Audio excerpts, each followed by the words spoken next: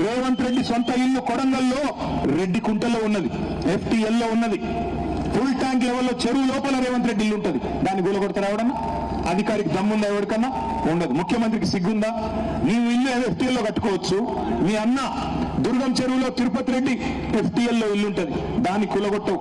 పక్కన హిమాయత్ సాగర్ లో నీ మంత్రి పొంగులేటి శ్రీనివాసరెడ్డి ఇల్లు బఫర్ లో ఉంటది, దాన్ని కూలగొట్టవు.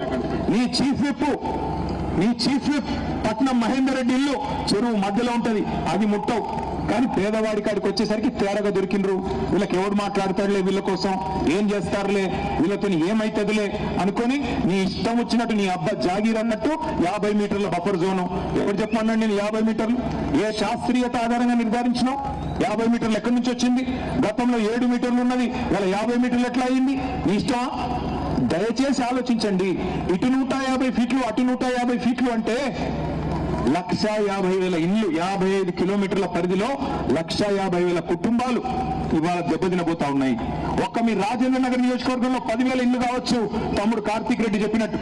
కానీ వాస్తవానికి 1,50,000 ఇళ్లను, 1,50,000 కుటుంబాలను రోడ్డున పాడేసి ఏం సాధిస్తావు రేవంత్ రెడ్డి గారు?